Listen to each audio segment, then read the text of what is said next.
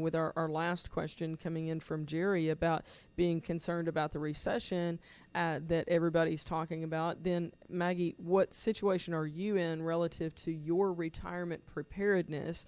Do we need to utilize some of this? And again, I don't want to get into either we use it all for retirement or we use it all for the mortgage. I think that there is a way to flex this, that my instinct, and I would want to see this on paper on purpose for your plan, personalized to you, but my instinct would be to first see if there's a way to invest this and take an income stream off of this to allow you to pay extra principal payments on your house.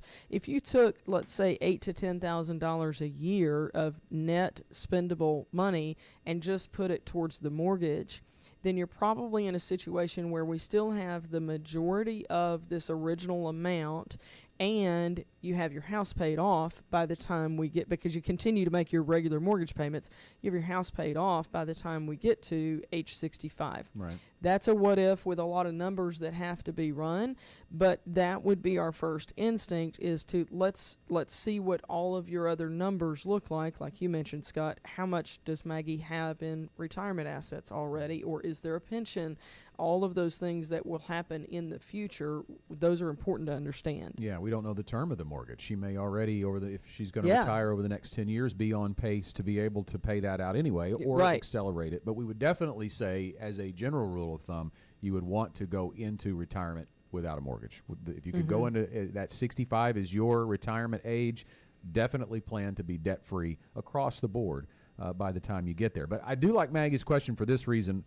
She's thinking about it right. Like she's not saying, hey, should I use that $250 to go? What she is asking a financial advisor. So let's give it. Like, she probably understands we're not going to tell her to do that. But there's no vacation thought there. Right, there's no casino trip. There's no gifting. Lake house. Yeah, let's use when you receive a lump sum. That's a great mindset to have.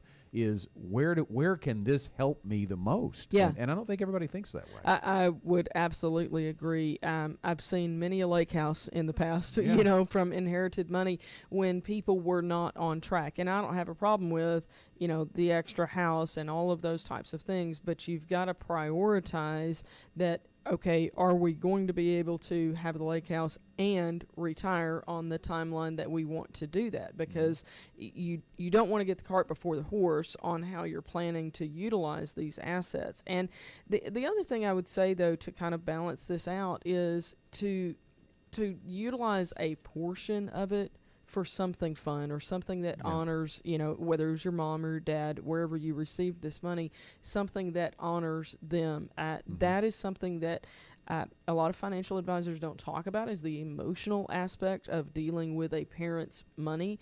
But it is something that we want you to think about. If there is a charitable contribution that you think would have meant a lot to your parents, that type of thing, there's an opportunity there. But all of this really, it circles back to the need to get a plan on paper on purpose that addresses all of these variables that, Scott, you and I just don't have enough information to really know what the best answer is for Maggie in this. It's the new format of the Get Ready for the Future show. We're taking your questions for the entire show. You can call or text them to us at 501-381-5228 to hear your questions answered on the air. Again, the number is 501-381-5228.